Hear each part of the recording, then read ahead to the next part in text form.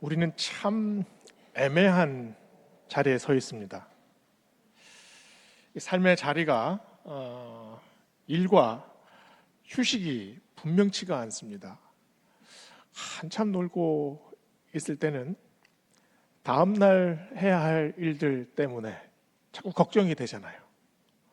그리고 일을 할 때는 일에만 매진해야 되는데 휴가만 기다립니다. 그리고 이게 회사에서 치이고 스트레스 받은 거를 또 집에 와서 풀려는 사람들이 있어요. 집에서 아이들하고 씨름하다가 또 직장에 가면 그 힘든 마음이 또 업무에 지장을 주기도 합니다. 우리의 신앙도 참 그렇지 않습니까? 주일에 마음을 잠잠히 하고 기도하는 마음으로, 그래, 내가 먼저 사랑해야지, 내가 먼저 섬겨야지, 내가 먼저 나누는 삶을 살아야지, 이렇게 마음을 먹습니다. 그런데 예배 끝나고 월요일부터 세상 속으로 들어가면 이게 또 갈등이고 경쟁입니다. 여기서 그 마음이 다 깨져 버리잖아요. 그냥 갑자기 불같이 화를 내기도 하고, 그리고 사람들 사이에서 그냥 이 마음이 아주 그냥 송곳처럼 날카로워져서 마음에 칼을 품고 살기도 합니다. 교회와 세상, 또 거룩과 세속, 그리고 믿음과 의심, 이 갈림길, 이 중간에서 우리는 계속해서 흔들립니다. 돌아보면 참 한심하게 느껴지기도 합니다. 그러나 이 경계에 서 있는 사람들이 바로 그리스도인들입니다. 세상 속에서 복닥거리지만 세상에 속하지 않은 사람들, 이 땅에서 살아가고 있지만 하나님 나라를 바라보는 사람들, 그리고 이 두 세계의 경계에 서 있지만 끝까지 발버둥 치면서 하나님 뜻을 구현하고자 하는 사람들, 그 사람들이 바로 우리들 아닙니까? 이 경계를 분필로 이렇게 쫙 거주면 얼마나 좋겠습니까? 그런데 그 경계가 눈에 보이지가 않아요. 그래서 더 갈등하고, 또 고민하고, 또 더 흔들리고, 더 힘들 때가 우리에게 많죠. 그러나 그 경계선 위에 서 있는 우리를 하나님이 보시고 또 그런 우리를 사용하십니다. 오늘 말씀에 나오는 라합 역시 그 경계선 위에 살았던 사람입니다. 라합은 여리고성 사람이지요. 사람들은 이 라합을 기생이라고 부릅니다. 가련하기 그지없는 인생이에요. 동서고금을 막론하고 이 기생의 이름은 인생은 가장 이렇게 천대받지 않았습니까? 조선시대 기녀들은 천민에 속했습니다. 그리고 아무도 사람 취급 안 했어요. 밤마다 웃음을 팔고 또 술을 팔아야 했습니다.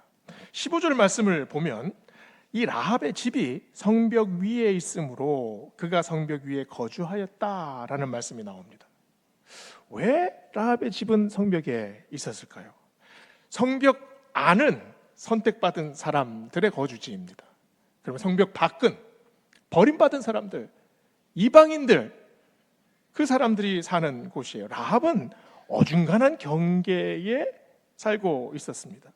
성 안도 아니고 성 바깥도 아닌 곳. 그래서 성 안의 사람들은 라합을 상당히 무시했습니다. 성 밖의 사람들은 아주 매서운 눈초리로 경계 어린 마음으로 라합을 바라보겠죠. 라합은 어떤 사람입니까? 우리도 아니고 그들도 아닌 사람입니다. 양쪽 모두에게 서로에게 인정받지 못하고 또 포함되지 않은 그런 존재가 지금 라합이에요. 저지 코진스키라는 유명한 작가가 있습니다. 근데 이분은 유대인이었는데 폴란드에 살다가 2차 대전을 맞아요. 그때가 굉장히 어린 시절이었는데 부모와 떨어져 가지고 빡친 고생을 합니다. 그 폴란드 시골 마을을 떠도는데 이 폴란드 사람들이 이 코진스키를 보면서 이게 그 눈매도 다르고 생김새, 머리 색깔이 다르니까 이게 완전히 학대를 합니다. 그냥 두들겨 맞고 쫓겨나고 또 뭐 엄청나게 안 좋은 경험들을 많이 해요. 이게 7살 나이에 말을 잃어버려요. 실어증이 이게 10대 후반까지 이어졌습니다. 엄청난 트라우마가 있었을 거예요. 근데 머리가 굉장히 좋았어요. 이제 점점 회복이 되면서 이분이 이제 미국으로까지 건너가서 작가가 되는데 많은 유명한 작품들을 냈어요. 그런데 눈에 띄는 게 동화집, 짧은 동화집을 하나 냈는데 그 동화집 제목이 페인트로 얼룩진 새라는 동화집이에요. 그 단편 중에 하나가 이런 내용이 나옵니다. 어떤 사냥꾼이 새를 잡아다가 그 까마귀 그 깃털에 무지개 빛깔로 막 페인트를 칠해요. 그리고 날려보내는 게 취미였어요. 그러면 몇 번을 날려놨는데 이 페인트를 칠한 이 무지갯빛 까마귀가 까마귀 떼 안으로 들어가면 까마귀 떼들이 막 반겨줬을까요? 그 날카로운 부리로 바로 찍어버려서 그 자리에 죽여버립니다. 까마귀들은 자기와 조금이라도 달라도 그냥 자기들을 지키기 위해서 아주 그냥 다른 존재들을 죽여버린다는 거예요. 그 동화가 의미하는 게 뭘까요? 자기 어렸을 때 그렇게 그 다른 사람들에게 박해를 받고 그 고난을 받았던 그거를 그 동화에 그대로 옮겨 놓지 않았습니까? 라합은 이런 경계선 위에 불안하게 서 있습니다. 그런데 이 성벽 위의 인생, 경계 위에 선 사람이 다른 사람들과 다른 점이 하나 있죠. 이 성 위에 있는 이 라합의 집은 안팎으로 창문이 뚫려져 있습니다. 뜨는 해를 가장 먼저 봅니다. 그리고 지는 해를 가장 오랫동안 바라봐요. 라합은 성벽 위에서 더 오래, 더 깊이, 그리고 더 자세히 들여다봤을 겁니다. 그게 뭡니까? 시간과 공간을 통찰하는 거죠. 이런 통찰은 보는 것에만 그치는 것이 아니라 더 나아가 듣는 것까지 나아갑니다. 라합은 성 안에서 일어나는 아주 시끌벅적한 소리에 파묻혀 살았을 겁니다. 그러나 동시에 성 아래, 성 밖에서 들리는 그 아주 작은 속삭임도 들을 줄 아는 사람이었어요. 어느 날 밤에 이 라합 집에 두 사람이 숨어들잖아요. 딱 봐도 스파입니다. 라합이 얼마나 산전수전 다 겪은 사람입니까? 눈치가 구단이에요. 그 주막집을 하면서 이 라합 집에 들어든 사람들을 딱 보면 저 남자가 어떤 남자인지, 저 남자가 돈이 있는지 없는지 순식간에 알아챘을 거예요. 근데 이 정탐꾼들은 이미 복장이 이집트풍입니다. 말도 어눌해요. 대번에 알아봤겠죠. 라합이 소문을 들었습니다. 이집트에서 이미 노예들이 반란을 일으켰다. 근데 그 노예들이 수백 명도 아니고 수십만 명도 아니고 어떤 사람들은 200만 명이라고 하더라. 그런데 그들이 바다를 건너고 사막을 가로질러서 지금 가나안 땅 바로 앞에까지 와 있다. 그런데 그들을 이끈 신의 이름이 야훼라는 신인데 그 쫓던 애굽의 황제도 그 홍해에서 수장당했다. 물이 없는 그 사막을 이들을 이끌고 여기까지 인도해 내신 신이 바로 야훼다. 이 소문을 하나하나 다 듣고 있었습니다. 라합이 왜 정탐꾼을 도왔을까요? 여리고 전역에는 지금 비상령이 발동된 상황입니다. 이 정탐꾼을 도와주는 이 행위 자체가 반역 행위잖아요. 라합은 지금 배신을 하고 있는 건가요? 조국이고 뭐고 그냥 온 세상이 그냥 싹 다 뒤집어 버렸으면 좋겠다 이런 마음인가요? 아니면 인간적인 동정심이 있어서 내가 저 사람 한 사람 살려주면 저 사람이 나중에 언제라도 나를 도와주겠지 이런 마음이었을까요? 이런 말로는 라합을 제대로 해석해내지 못합니다. 왜냐하면 라합의 정격적인 변화에는 훨씬 깊은 것이 있었기 때문이죠. 라합은 지금 초월적인 선택을 하고 있습니다. 과거에서부터 시작한 역사의 흐름이 현재를 거쳐서 점점 미래로 이어지고 있어요.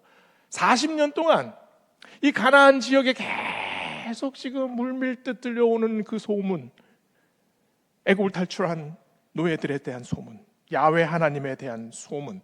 그래서 오늘 말씀의 9절 11절에 라합의 고백이 나오잖아요. 여호와께서 이 땅을 너희에게 주셨다는 걸 우리가 알고 간담이 다 녹았다. 홍해를 가르고 수많은 전쟁을 이기고 여기까지 온 사실도 들었다. 너희의 하나님 여호와는 하늘에서도 땅에서도 하나님이시다. 이 선택이 즉흥적인 선택입니까? 감정적인 선택입니까? 40년 동안 계속 들었던 소문, 그리고 이야기, 이것들을 딱 종합해서 라합의 가슴 속에 품었어요. 이 고백은 그래서 침묵의 결단입니다. 성벽 위에 살았던 라합이 이제 그 성벽을 초월해 나가고 있습니다. 그 성벽이 사실은 라합의 모든 것이었어요. 라합은 그 벽에 의지해서 겨우겨우 살아가고 있었습니다. 그런데 그 벽을 초월합니다. 라합에게 그 벽의 의미가 뭡니까? 나라와 나라 사이의 벽, 자기 민족과 하나님 백성 사이의 벽, 이방신과 야훼 하나님 사이의 벽, 소문과 또 확신의 벽, 거짓과 진실의 벽, 그리고 죽음과 생명의 벽, 그리고 과거와 미래의 벽. 그 벽 사이에 있던 라합이 이제는 그 벽을 뛰어넘고 있습니다. 그리고 그 벽에서 지금 손을 뻗어서 하나님께 간구하고 있어요. 벽이 차단의 벽이 아니라 벽이 열려지면서 이게 벽이 통로가 되고 있습니다.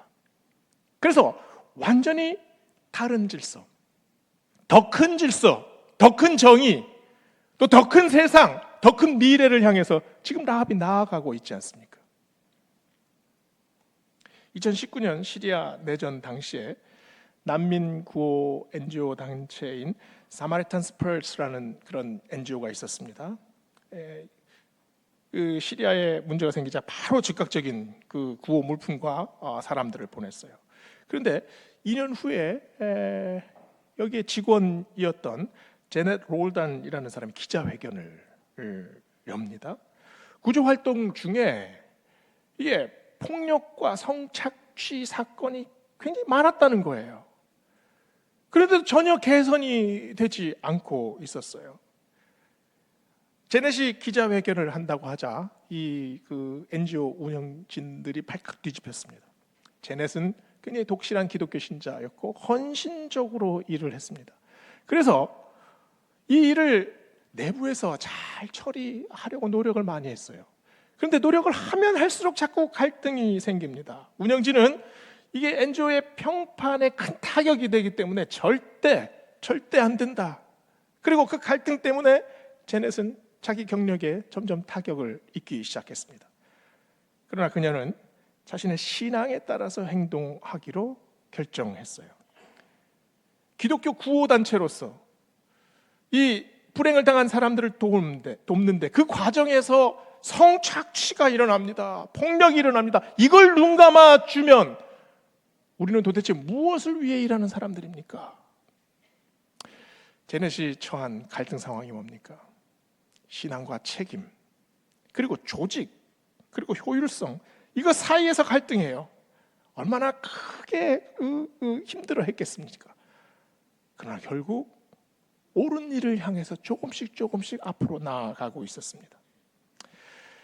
라합의 인생은 성벽에 둘러싸인 인생이었습니다. 기생이라는 이 자기의 이 사회적인 낙인이 있잖아요. 그래서 성경은 일부러 신약에서도 라합을 언급할 때 항상 기생 라합이라고 언급을 해요. 히브리서 11장 31절에 보면 믿음으로 기생 라합은 정탐꾼을 평안히 영접하였으므로 순종하지 아니한 자와 함께 멸망하지 아니하였다. 야고보서 2장 25절을 보면 이와 같이 기생 라합이 사자들을 접대하여 다른 길로 나아가게 할 때에 행함으로 의롭다 하심을 받은 것이 아니냐. 이 사회적인 낙인, 소외, 혐오, 경멸, 조롱, 주눅듭니다. 그리고 자신이 없어지지요. 사람들이 라합을 볼 때 라합이 무슨 생각을 가지고 살아가고 있는지, 그리고 어떤 마음으로 사는지, 무엇을 추구하는지 전혀 관심이 없습니다.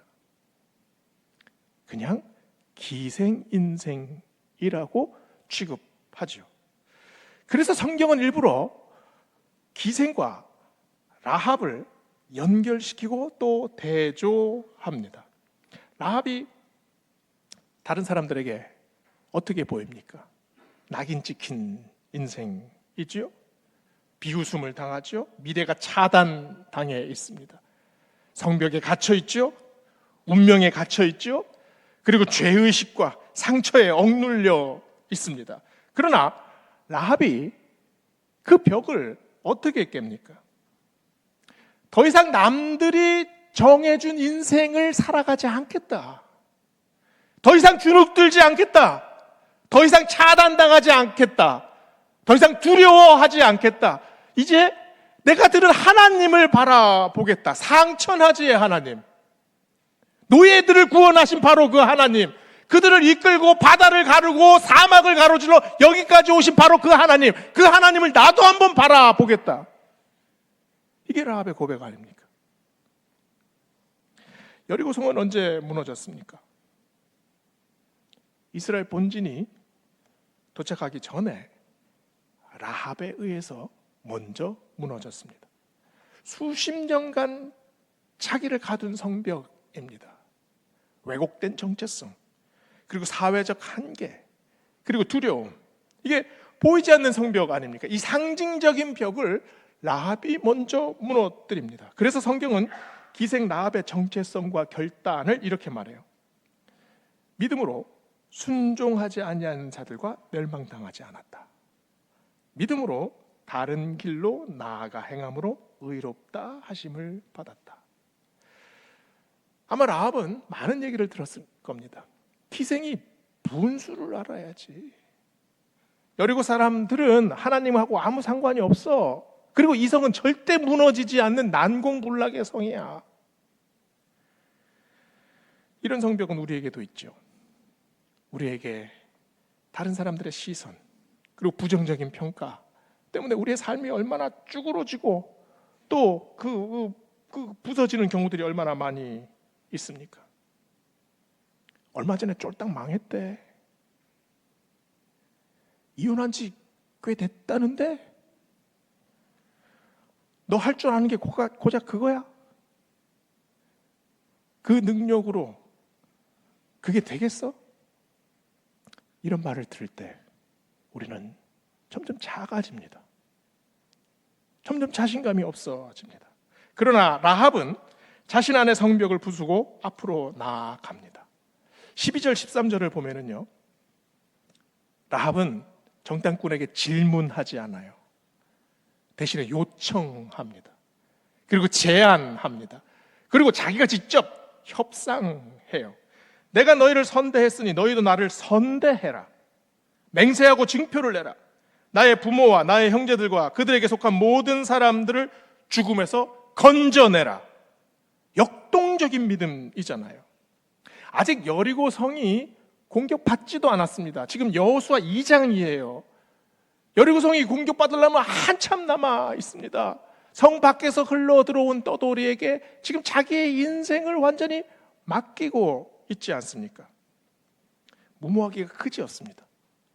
그러나 여기에 신앙의 모험이 있지 않습니까?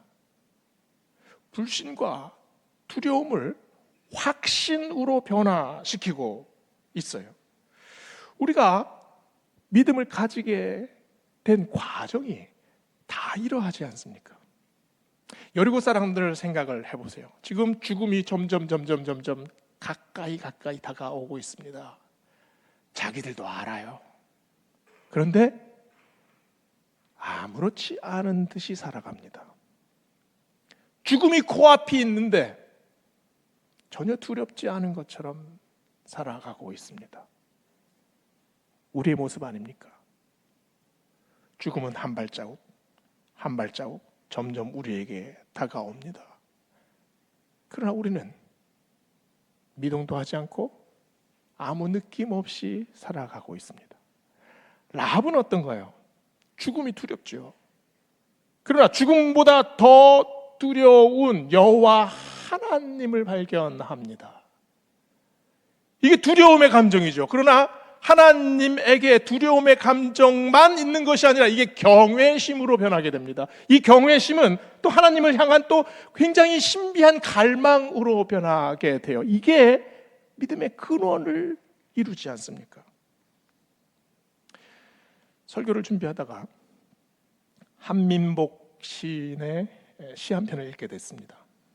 모든 경계에는 꽃이 핀다. 이 구절을 읽으면서 좀 많은 생각을 했던 것 같아요. 제가 딱 한 구절만 읽어드리겠습니다. 달빛과 그림자의 경계에 서서 담장을 보았다. 집 안과 밖의 경계인 담장에 화분이 있고 꽃의 이생과 내생 사이에 국화가 피었다. 한참 머리로 생각을 하면서 이 시의 내용이 라합의 인생과 굉장히 닮았다라는 생각이 들었습니다. 시인은 담장 위에 핀 꽃을 바라보고 있어요. 라합은 성벽 위에서 살았던 인생입니다. 그 경계에 선 인생 위에 달빛이 비쳐요. 그리고 달빛의 그림자가 들이웁니다. 달빛은 그 은은하게 비치는 은혜 아닙니까? 그러나 죽음의 그림자는 끈질깁니다. 지독하게 달라붙어요. 뗄래가 뗄 수가 없지요. 달빛과 그림자, 믿음과 불신, 신뢰와 두려움, 그리고 죽음과 생명, 그것이 담장 위에 놓여 있습니다. 그 담장 위에 이 작은 화분 위에 꽃송이가 살아나요.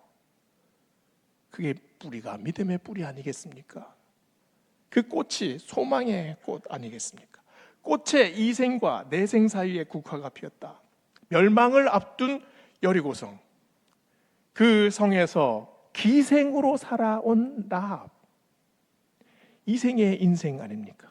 그러나 그의 내생은 중생한 하나님을 발견하고 하나님을 고백한 그의 내생은 하나님의 백성으로 변하여집니다. 멸망과 구원, 정죄와 회복, 그리고 죽음과 생명 사이에 꽃이 펴요. 담장이 얼마나 척박합니까?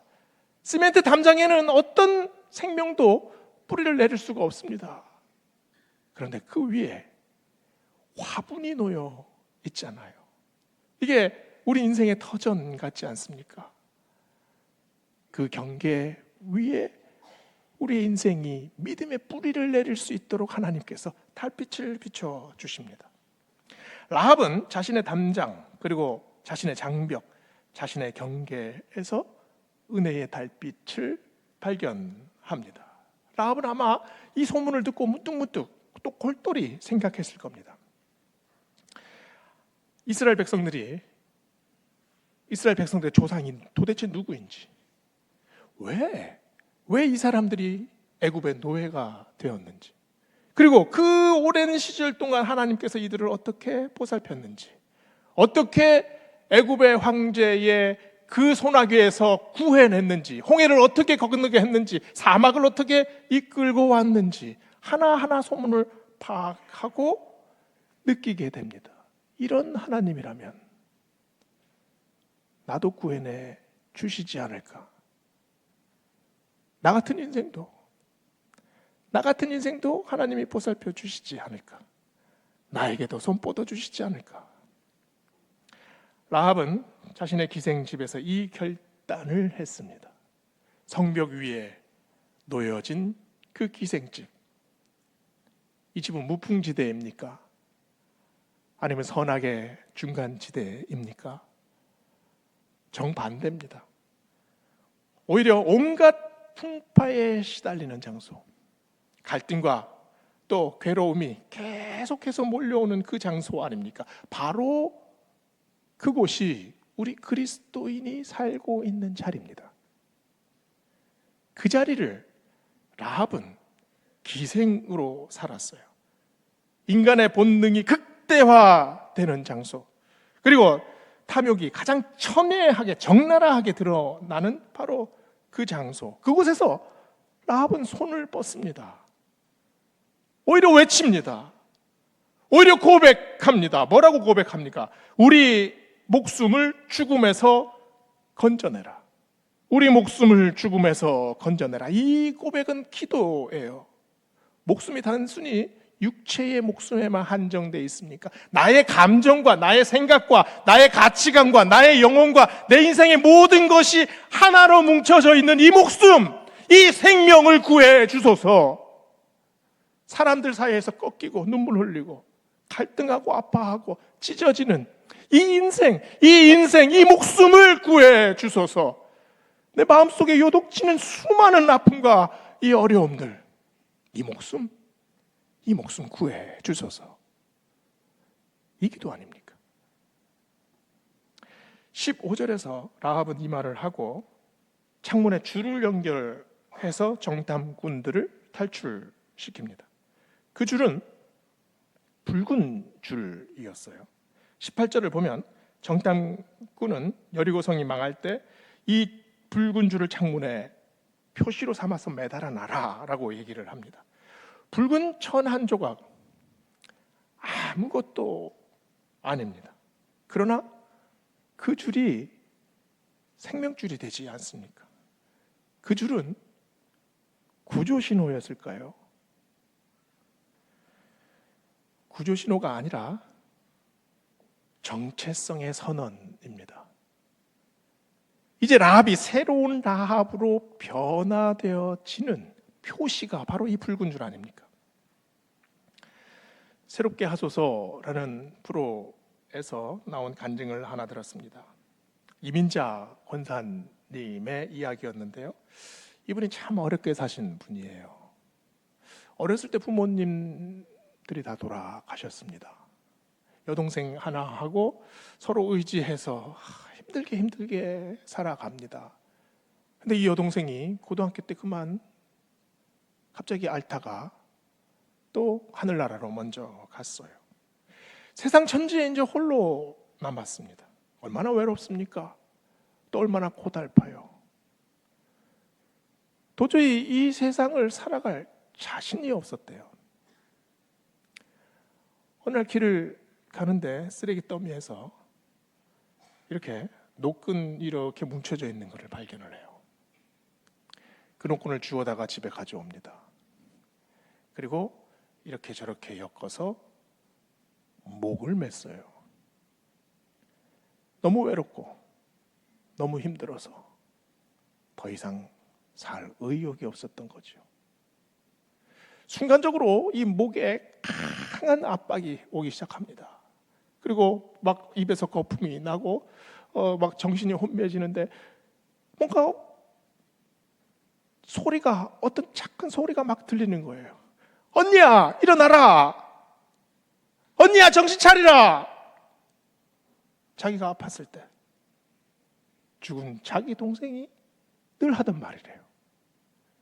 그 말을 듣고 두 손으로 목을 잡고 그냥 있는 힘껏 발버둥 치다 보니까 그냥 뚝 떨어졌대요. 그날부터 자전거를 가지고 동대문에 가서 작은 줄들을 사와서 그 줄들이 이게 이런 뭐 노끈이고 그 옛날에 그 아기들 기저귀에 넣는 그 노란 고무줄 있죠? 그거를 사가지고 이렇게 도매상에 이렇게 넘기는 일을 합니다. 그 끈들만 보면은 참 마음이 그렇게 시렸대요. 근데 그 끈들을 팔아서 자식들 교육시키고 또 교회를 섬기고 그리고 작은 사랑들을 하나씩 실천해 가기 시작을 했습니다. 이 이민자 권사님이 청량리에 가게를 냈는데요. 그 가게의 이름이 생명줄입니다. 그 줄로 자기가 죽으려고 했는데 오히려 그 줄로 자기가 살아났다는 그런 고백이에요. 라합이 달아놓은 줄은 죽음과 생명을 가르는 경계가 됐습니다.